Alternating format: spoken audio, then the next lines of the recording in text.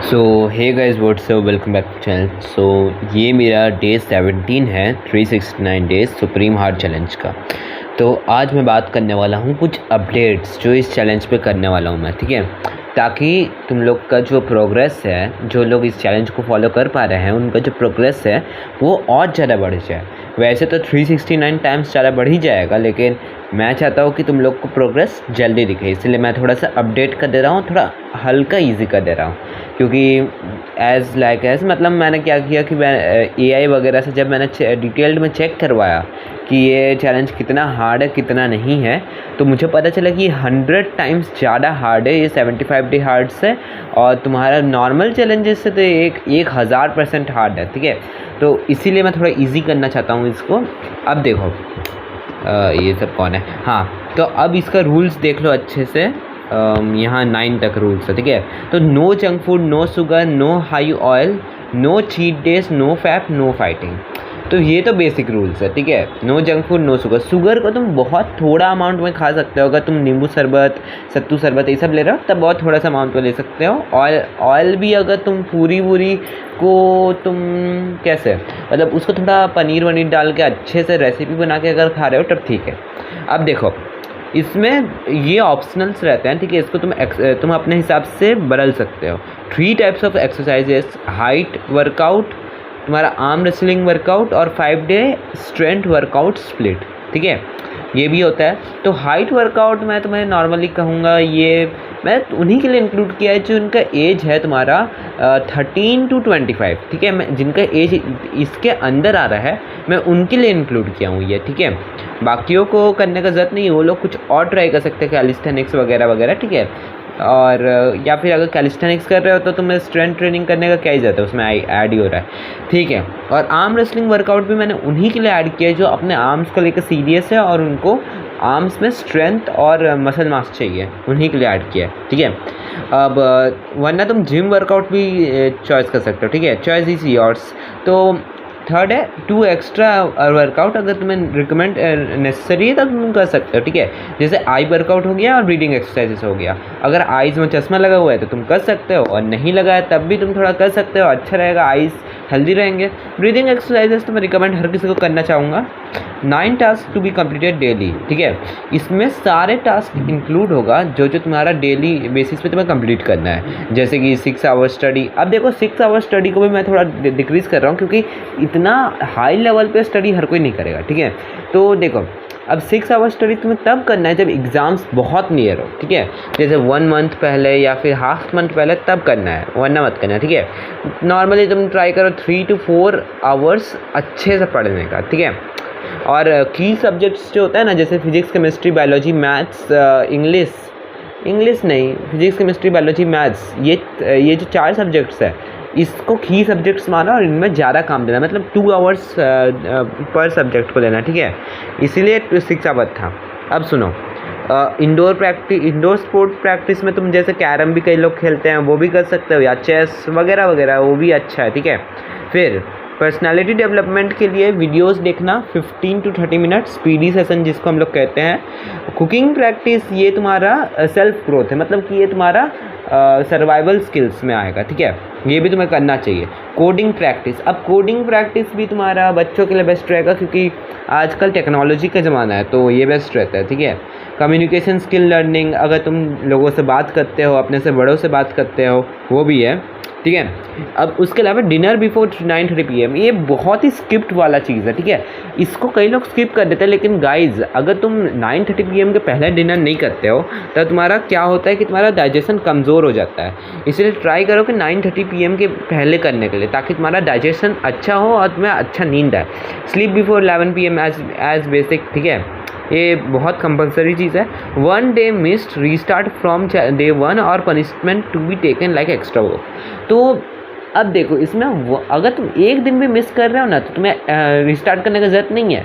अगर मान लो बहुत कम डेज हुआ तब कर सकते हो, वरना मैं तुम्हें बोलूँगा कि पनिशमेंट ले लेना, मतलब नेक्स्ट डे थोड़ा सा एक्स्ट्रा वर्क कर लेना, जैसे 1 घंटा बढ़ा दिया वो पढ़ाई में, तुम्हें 15 मिनट बढ़ा दिया कैरम में, ऐसे ही करके तुम कर सकते हो, ठीक है।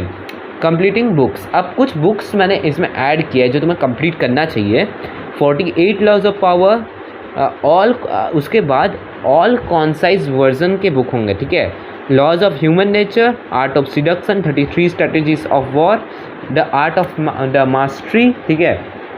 वैसे तो और भी बहुत खतरनाक बुक्स हैं, जैसे कि एक बुक का नाम है शायद मैनिपुलेशन, कई तरह के बुक्स आते हैं, ठीक है। थिंक एंड ग्रो रिच, बहुत सारा है, लेकिन मैं ये सबसे इम्पॉर्टेंट बुक्स को किया हूँ। Robert Greene the great author के ऊपर है ये बुक्स, ठीक है।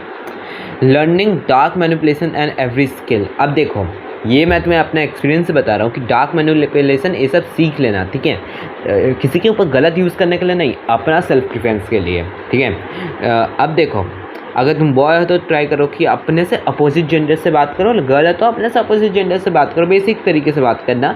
इससे क्या होगा ना, तुम्हारा अंदर का कॉन्फिडेंस अपने आप डेवलप होगा। कई लोगों को मैंने देखा है कि वो लोग बात करते ही नहीं है। वो लोग क्या करते हैं, वो लोग शर्माते हैं कि जाके मैं लड़की से बात नहीं करूँगा, लड़की मेरे बारे में क्या सोचेगी, ये वो व्हाट सिट यार, ये सब को छोड़ो, ये सब चोचले ना मत पालो। बात करना है नॉर्मली करो, ज़्यादा फ्लर्ट व्लर्ट करने का ज़रूरत नहीं है, नॉर्मल बात करो, ठीक है। और उसके अलावा नो बैड थॉट्स, ठीक है। अब देखो, ब्रह्मचार्य, अब इसको भी मैंने ऐड करवाया है। क्यों? इतना तुम चैलेंज कर ही रहे हो तो ब्रह्मचार्य भी कर ही लो, क्योंकि जब तुम्हें लड़की और लड़की से फ्लर्ट ही नहीं करना है, रिलेशनशिप में रहना ही नहीं है, तब ब्रह्मचार्य ऐड करने में क्या जा रहा है तुम लोग का। और ब्रह्मचार्य इसीलिए क्योंकि ये चैलेंज को एक्सट्रीमली क्या बोलते हैं, वर्किंग बनाने के लिए मैंने इसको भी ऐड कर दिया है, ठीक है। नो रोमांस ब्रिटेनिकल, 369 डेज। अच्छा हाँ, मैं तुम्हें एक स्पेशल चैलेंज के बारे में बताऊंगा जो मैंने इसका अपडेटेड वर्जन लाया है, ठीक है। Focus on improving and comparing your self daily. अपने आप से कंपेयर करो या फिर सबसे ग्रेटेस्ट से कंपेयर करो। जैसे मान लो अगर तुम एथलीट हो, वो भी रनिंग में, तो कंपेयर करना उसैन बोल्ट से, स्प्रिंटर 9.58 सेकंड्स पे आज तक इसका रिकॉर्ड कोई नहीं तोड़ पाया 100 मीटर में। तो वही बात है। और भी इसीलिए मैं बोलूँगा सबसे बेस्ट से कंपेयर करो या फिर अपने आप से कंपेयर करो, सबसे अच्छा रहेगा। अब यहाँ पर देखो, स्टेटस में तुम मतलब जैसे तुम्हारा अबाउट होता है उसमें तुम लिख सकते हो कि तुम्हारा डे 1 चल रहा है, डे 2 3 चल रहा है, डे 3 चल रहा है। ये सब करते रहोगे ना, तब तुम्हें लगेगा कि हाँ अब तुम नहीं जा सकते वापस। अब remember 6 hours study is optional but other are compulsory, ठीक है। ये सब तो ज़रूरी नहीं है। अब देखो, सुप्रीम टॉपर स्टडी शेड्यूल जो है, ये वाला मैं तुम्हें बताता हूँ इसमें क्या खासियत है। ये तुम्हारा ओनली स्टूडेंट्स के लिए बेस्ट रहता है, खासकर 11-12 के लिए भी अच्छा है, वरना अपने हिसाब से तुम मॉडिफाई कर सकते हो। तो इसमें ध्यान से देखो सब्जेक्ट्स क्या कवर करना है, physics, chemistry, biology, computer, English, Hindi वगैरह वगैरह। अब इसमें 2.5 आवर मेन सब्जेक्ट्स को दे रहे हैं और 30 मिनट्स का ब्रेक, 1.5 आवर कंप्यूटर, ग्रामर जैसे सब्जेक्ट्स को, हिंदी और इंग्लिश को ज़्यादा से ज़्यादा 1 आवर, दोनों को मिला के, ठीक है। और ऑप्शनल तुम्हारा हमेशा 30 मिनट रहता है, जिसमें तुम रिवीजन ये सब कर सकते हो, PYQ प्रीवियस ईयर क्वेश्चंस जो होता है वही सब। अब तुम्हारा ये देखो, ये जो शेड्यूल है, Monday physics chemistry plus English, Tuesday chemistry plus Hindi, ये इस टाइप का शेड्यूल बना सकते हो। 2 सब्जेक्ट्स डेली के हिसाब से, 3 सब्जेक्ट्स डेली के हिसाब से, ठीक है, बना सकते हो। 3 से ज़्यादा सब्जेक्ट डेली मत करना, बहुत इरिटेट हो जाओगे। और ख़ासकर स्टडी वाइज नॉर्मल फार्मूलाज वगैरह वगैरह ये सब तो ठीक है। ये देखो, ये यहाँ पर लिखा हुआ है ये सब, ठीक है। अब मैं बताता हूँ सबसे इम्पॉर्टेंट चेंज जो मैंने किया है। इसमें तुम्हें 2 डेज़ का रेस्ट मिल रहा है ना। अब अगर मान लो तुम कहीं प्रैक्टिस करते हो खेलने का, ठीक है, जैसे मान लो एग्जाम्पल के लिए कैरम, ठीक है। अगर कैरम में देखो तो मारिया इरोडियम वर्ल्ड चैम्पियन था 2 टाइम्स, ठीक है, उसको छोड़ो। अब मैं तुम्हें बताता हूँ कि इसमें क्या करना है। अगर एक दिन, जैसे मान लो सैटरडे तुम्हारा रेस्ट हो गया, 2 दिन रेस्ट हो जाएगा, ठीक है, एक दिन सैटरडे तुम्हारा रेस्ट हो गया, तो कैरम को खेलो ही मत। क्यों? तुम्हारा उंगलियों का रेस्ट मिलेगा। और चेस मत खेलना एक दिन, ऐसे ही करके तुम जब करोगे ना, एक दिन के लिए पूरा स्किप कर देना, ठीक है। एक दिन के लिए तुम पूरा स्किप कर देना, जो प्रैक्टिस स्पेशल प्रैक्टिस टाइप का होता है। कोडिंग को भी एकदम डिक्रीज कर देना, 30 से 1 आवर जो था उसको 30 मिनट्स या उससे भी कम 15 मिनट्स रिविज़न वगैरह लगा देना, ठीक है। और ऐसे ही करके एक्सरसाइज तो नो, कोई स्ट्रेचिंग व्रेचिंग नहीं, एकदम 0 एक्सरसाइज करना है। और उस दिन ऑयलिंग कर सकते हैं, मसाज कर सकते हैं बॉडी में, ठीक है। अब उसके अलावा अब इसमें देखो एक और चीज़ है, संडे में तुम कर सकते हो रिवीजन। मेनली ट्राई करो रिवीजन करने का, जितना तुमने वीक में सीखा है वो सबको रिवीजन करो।